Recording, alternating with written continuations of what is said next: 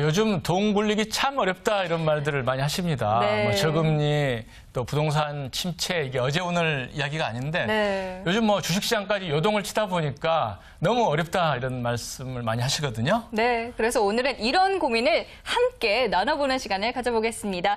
KDB 대우증권 WM 클래스 역삼역의 장보윤 PB님 함께 하시겠습니다. 어서 오세요. 네, 어서 오세요. 안녕하십니까. 네. 장보윤입니다. 앞서도 제가 말씀을 드렸지만은 뭐 자산시장 진짜 혼란스럽고 어려운 것 같아요. 네. PB로서 일선에서 지금 활동하고 계신데 어떻게 느끼세요? 예. 6월이 참으로 참 잔인한 달이었던 것 같습니다. 네. 하지만 최근에 벌어진 자산시장의 변화를 주목하고 인지해야지만 향후 펼쳐질 시장에 대해서 대응할 수 있을 것 같은데요. 네. 그렇다면 먼저 일련의 사태가 벌어진 배경하고 그리고 네. 그 원인을 아시면 좀 더 극복해 나가는 데 도움이 되실 것 같습니다. 네. 먼저 최근에 가장 많이 들으신 단어가 양적 완화라는 얘기를 되게 많이 들으셨을 거예요. 네. 근데 이제 그런 단어를 쉽게 좀 말씀을 드리면 양적 완화는 사실은 이거 달러를 찍어서 그다음에 국채를 매입하게 됩니다. 그래서 시중에 돈을 많이 풀게 되는데요. 그렇게 네. 되면 경기가 살아나게 되고 또 취업자 수도 증가하게 되고 기업도 좋아지겠죠. 근데 이제 최근에 문제가 된 건 뭐냐면 미국도 보니까 어느 정도 살아나는 모습이 보인다라는 거죠. 네. 그러면 문제는 이걸 쭉 하다 보면 인플레이션이 발생할 가능성이 있는 겁니다. 그래서 이제는 이걸 반대로 양적 완화 축소를 하려고 하는 건데요. 네. 이건 반대로 이제 돈을 푸는 것을 줄이는 거가 되겠죠. 그러니까 반대로 이제 그 국채 매입이 종료가 되면서 금리가 상승이 예상이 되고 그리고 채권 가격의 하락이 나타나게 되면서 동시다발적으로 전 세계 중앙은행들이 미국의 국채를 팔아치웠습니다. 네. 그러면서 또한 그 싼 달러를 빌려갖고 이걸 가지고 다시 이머징 마켓에 투자했던 그런 것들 자금도 회수하게 되겠죠. 네. 그러다 보니까 앞다투어서 이머징 자산들이 하락을 하게 됐고 그 자금들이 빠져나간 그런 일련의 과정들이 생긴 겁니다. 근데 여기에 또 하나 문제가 뭐였냐면 중국의 국채 발행을 했었는데 네. 대거 미달 사태가 보였습니다. 네, 맞아요. 예, 그래서 최근에 중국의 단기 자금 시장이 경색되는 게 아니냐라는 그런 우려들이 나타나면서 네. 또 이제 중국의 부동산들 얘기도 많았습니다. 그러면서 이런 것들이 일련의 하락의 버블을 만들어낸 거죠. 그래서 주식, 채권, 원자재까지 전체 다 어느 것 하나 상승하는 것 없이 폭락한 그런 네. 정말 현금만이 유일한 살 길이었던 그런 6월이 아닌가 싶습니다. 네. 네.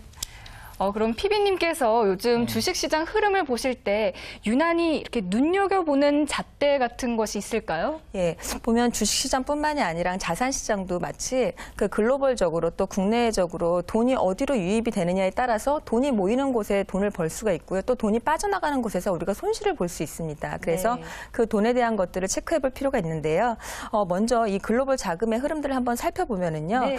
이머징 마켓에 대한 그런 주식자금 이탈이 계속적으로 이탈되고 있는 것을 알 수가 있겠습니다. 네. 달러를 빌려갖고 투자했던 것들을 계속 회수하는 거죠. 그래서 이머징 펀드를 보유하신 분들은 아웃을 좀 고려하시는 것이 좋을 것 같고요. 네. 또 보면 반면에 미국 중심의 선진국 주식은 또 계속적으로 유입이 되고 있습니다. 그래서 선진국 펀드를 보유하고 계신 분들은 홀딩하시는 것이 좋을 것 같고 네. 또는 없으시다면 신규 진입도 고려하시는 것도 좋을 것 같습니다. 네. 반면에 채권의 경우에는 제가 앞다투어서 채권 가격이 폭락했다 또 이렇게 다 팔았다라는 말씀을 드렸는데 네. 이머징이나 선진국 가릴 것 없이 자금들이 다 이탈되는 것을 볼 수가 있겠습니다. 네. 특히 작년, 재작년까지 가장 인기가 많았던 것이 하이힐드 같은 그런 미국 채권형 펀드였는데요. 네. 그런 것들은 특히 주의가 좀 요구가 됩니다. 그리고 최근에 보면 한국 관련된 4대 주식형 펀드군도 계속 5주 연속 순유출을 보이고 있기 때문에 네. 당분간 한국 주식시장의 자금 시장도 원활하지만은 않겠다라는 것도 우리가 이 전체적인 자금 흐름을 통해서 알 수가 있겠습니다. 네.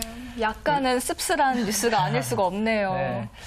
우리 그 장보윤 PD께서 또 주식시장 흐름도 맥을 잘 짚는 것으로 알려져 있는데 네. 7월달 주식시장 흐름 어떻게 보고 계세요? 예.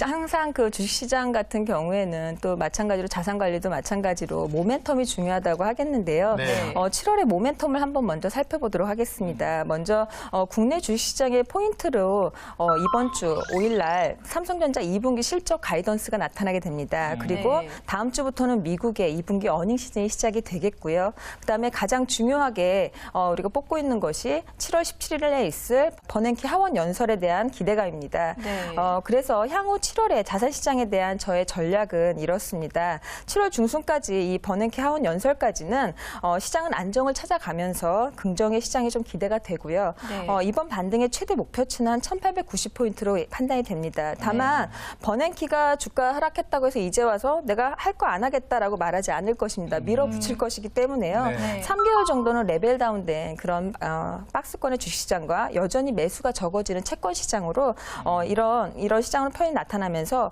어닝 시즌하고 또 중국 경기 둔화를 상단으로 해서 상승폭이 좀 제한이 되는 박스권의 그런 흐름이 나타나지 않을까 싶습니다. 그러면 혹시 피비님께서 보실 때 1770선 이탈 가능성이 있을까요? 어떻게 보시나요? 예, 1800선이 붕괴하고 1770선까지 갔을 때 정말 많은 참여자들이 정말 마음을 두드리면서 다녔는데요. 네. 두 가지의 문제를 제가 앞서 말씀드렸었죠. 미국의 양적 완화 축소와 중국에 대한 문제를 말씀을 드렸습니다. 그렇다면 이 두 가지가 더 확대된다고 하면은 깨질 수가 있겠고 그렇지 않다라고 하면 깨지는 가능성이 좀 적겠죠. 그래서 네. 좀 판단을 해보면 먼저 양적 완화 축소는 사실은 이제는 하느냐 마느냐가 아니라 언제 하느냐의 시기를 조절할 뿐으로 약간 그 의견들이 선회가 좀 세트된 상태죠. 맞습니다. 네. 그러니까 그런 것들이 바뀌면서 우려가 이제는 어느 정도 완화가 될 것으로 예상이 되고요. 중국도 사실 그렇습니다. 보면은 중국 성장률이 뭐 5%다 또는 신용경색이다 이런 말만 나오지 않는다라고 하면은 1770선 붕괴 가능성은 적다라는 생각이 들고요. 네. 중국 역시 사실은 어느 정도 불식될 것으로 예상이 됩니다. 이번에 하락폭이 더 커졌던 이유 중에 하나는 뭐였냐면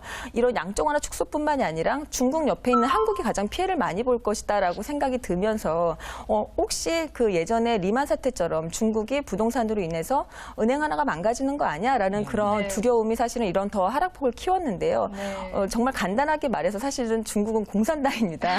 그러니까 쉽게 말씀드리면 뭐냐면 중국이란 나라를 사시는 분이 직접 중국에 사시는 분이 이런 말씀을 하시더라고요. 안 네. 되는 게 없는 나라라고 말씀해 주시는데요. 어떠한 정책 결정도 사실은 1초면 다 결정이 될 수 있는 그러니까 그런 국가가 중국이기 때문에 그런 우려는 너무 하시지 않으셔도 좋을 것 같다라는 말씀을 드리고 싶습니다. 네. 요즘 워낙 그 주식시장이 출렁거려서 저희가 네. 주식시장 잠깐 이제 짚어본 거고요. 또 PB를 하시다 보면 뭐 자산가를 포함해서 고객분들을 많이 만나실 텐데 요즘 그 어떤 질문들을 많이 받고 계세요? 예, 요즘 중국의 문제가 가장 많으니까요. 중국 펀드에 대한 말씀들을 되게 많이 물어보세요. 그러니까 네. 2008년도에 뭐 펀드라든가 이런 것들이 중국 펀드가 열풍을 불면서 이게 사실은 처음에 가입하고 나서 문제가 터지면서 마이너스 40%까지 갔던 네. 그런 중국 펀드들이 최근에 마이너스 한 15%까지 올라왔었는데 네. 다시 중국이 망가지면서 마이너스 20%까지 되니까 더 두려워하시는 거죠. 더 우려의 목소리가 커지고 있죠. 맞습니다. 네. 그래서 다시 마이너스 40%까지 가는 게 아니냐라는 그런 우려의 말씀이 계신 분들도 있고요. 또 한 분은 이제 옛날에 현대의 바이코리아처럼 두면 되지 않겠느냐라고 말씀을 하시는 분들도 있으세요. 근데 네. 우리가 사실 중국 펀드는 이 수익률의 문제보다 우리가 세법상의 문제로 하나 짚고 넘어갈 게 있습니다. 그게 네. 뭐냐면 해외 펀드에 대한 손익계상에 대한 부분이 올해 말로 종료가 됩니다. 네. 예, 원래는 2011년 말에 종료였는데 이게 벌써 2번이나 연장이 된 상황입니다. 그래서 네. 올해 정도는 이제 연장이 안 될 것으로 예상이 되고 있는데요. 이 말이 좀 어렵게 느껴지시는데 쉽게 말씀을 드리면요. 네. 만약에 2008년도에 내가 그 중국 펀드를 1억을 가입했다라고 생각을 했을 때 네. 지금 만약에 뭐 원금 손실을 봐서 8천만 원밖에 안 됐다. 근데 2013년 말에 8천만 원인데 2014년에 그게 만약에 1억이 됐어요. 그러면 내가 원래 투자한 거는 1억이니까 네. 그렇죠. 원금 그대로 받는 거잖아요. 근데 이게 어떻게 되냐면 2013년 말에 8천만 원에서 2천만 원 더 번 걸로 손익계산이 돼서 2천만 원에 대해서 매매 차익에 대해서 15.4% 세금을 내야 됩니다. 세금이 비싼데요. 예, 세금 꽤 비쌉니다. 그래서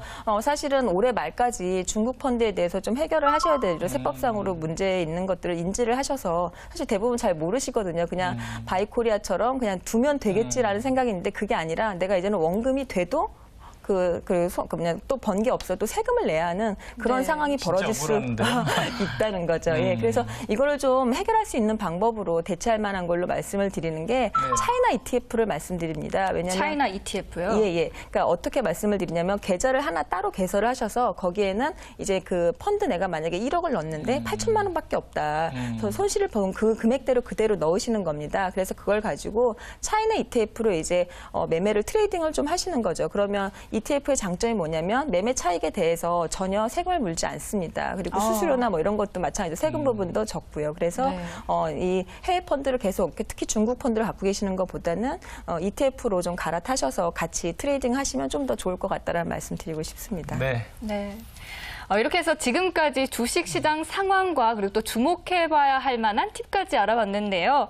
그렇다면 이번 7월 한 달간 자산 배분은 어떻게 짜나가면 좋을까요, PB님? 예, 여러 가지 우리 앞서서 6월 달에는 현금이 있었던 것이 가장 최고였다라고 말씀드렸는데요. 요즘 뉴스에도 많이 나오잖아요. 예, 근데 뭐 현금을 당장 마련하라 이런 것보다는 저는 보유하고 계신 그 숨어있는 현금들이 생각보다 많습니다. 그러니까 보면 어떤 것들을 말씀드리고 네. 싶냐면 내가 혹시 장이 빠지면 뭐 주식을 사야지 해서 자금으로 두신 것도 있고요. 내가 또 집을 사야지 또 자녀 결혼 자금으로 뭘 해놔야지 하려고 여기저기 그냥 현금을 방치해 두시는 경우가 많습니다. 그리고 그 1억이란 뭐 이렇게 현금 같은 경우를 예금에 넣었을 때 사실은 시중은행 금리가 상당히 낮잖아요. 네. 최근에 보면은 1년 시중은행 예금 평균이 2.64%고요. 조금 더 준다는 부실하지만 조금 더 준다는 저축은행 같은 경우도 예금 평균이 2.89%입니다. 네. 근데 또 이런 예금들의 특징이 뭐냐면 1년을 못 채웠을 때는 이 금리를 다 주던가요?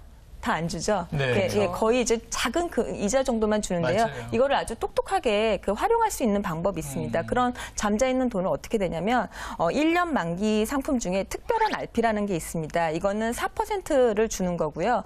이거 같은 경우에는 금융회사가 사실은 약간 그 마진을 남기지 않고 손해를 약간 보면서 신규 고객 유치를 위해서 고객들에게 주는 겁니다. 네. 그래서 한도가 정해져 있습니다. 개인당 1억까지밖에는 되지 않고요.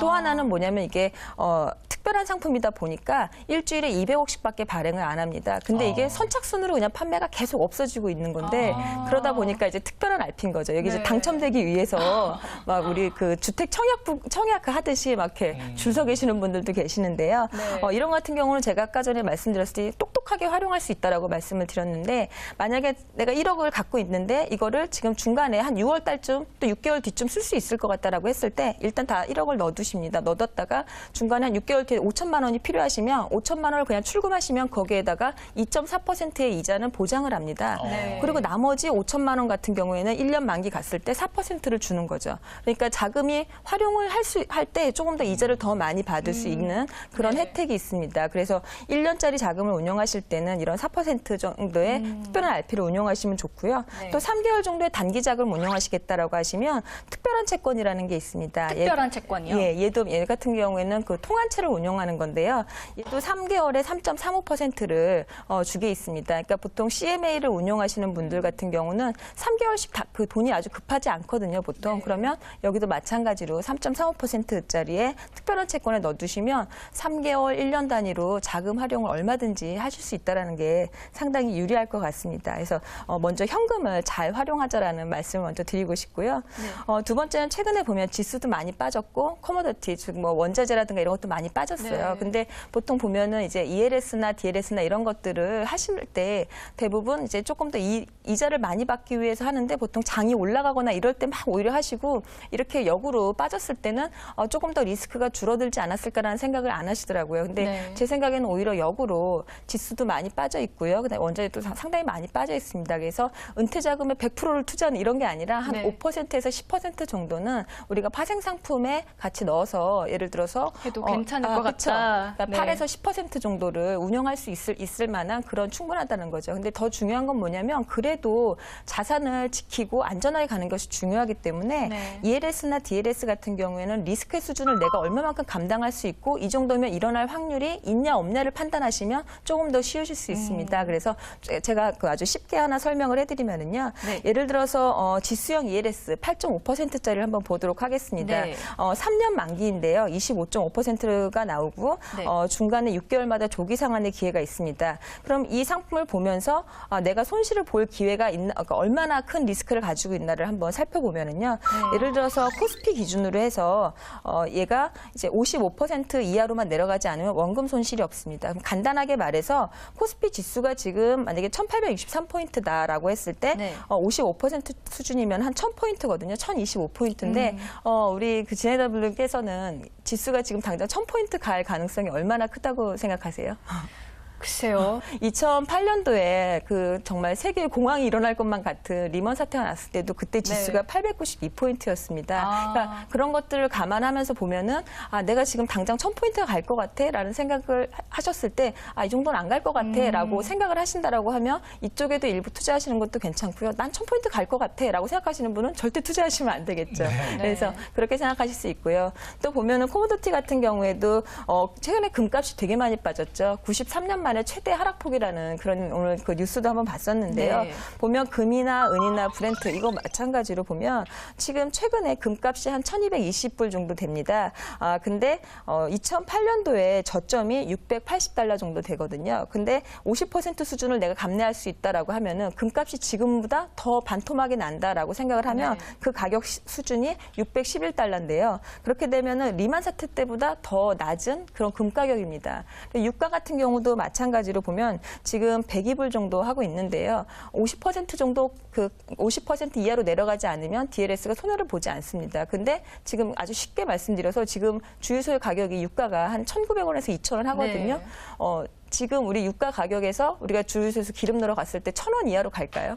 그렇진 않겠죠. 예, 그런 것들을 생각해서 만약에 난 또 아까 마찬가지로 이 기름값이 1,000원 이하로 갈 가능성이 있을 것 같아라고 하시면 이게 하시면 안 되죠. 근데 만약에 나는 1,000원 이하로 갈 가능성이 없을 것 같아라고 하시면은 일부 투자도 고려할 수 있다라는 거죠. 그래서 그런 것들을 이제 대신 이게 이 운태 자금이기 때문에 더욱더 중요한 건 뭐냐면 이렇게 이율이 높다고 해서 욕심을 쫓아가다 보면은 안 되는 거죠. 항상 확률적으로 하는 거기 때문에 자산 관리 자체는 안전하게 가기 때문에 전체 자산의 10% 이내, 금융자산의 10% 이내 또는 5% 정도 내외로 어느 정도 수익을 조금 더 추구할 수 있는 그럴 때 사용하시는 게 이제 ELS나 DLS 같은 걸 사용하시면 좋을 것 같고요. 사실은 이 ELS나 DLS를 가지고 또 세금을 아주 적게 내면서 이익을 더 극대화하는 방법이 있습니다. 그래요? 예, 그거는 이제 시간상 다음 그 방송 시간에 비법으로 말씀드리도록 하겠습니다. 네, 알겠습니다. 안전하게는 가지만 또 역발상을 이용해서 주식 투자를 해봐라. 이런 말씀 참 유용했던 것 같습니다. 네. 오늘은 은퇴자금 굴리시는 데 도움될 만한 구체적인 자산시장 흐름을 알아봤습니다. 네, 지금까지 KDB 대우증권 WM 클래스 역삼역의 장보윤 PB님과 함께했습니다. 오늘 말씀 고맙습니다. 네, 감사합니다. 감사합니다.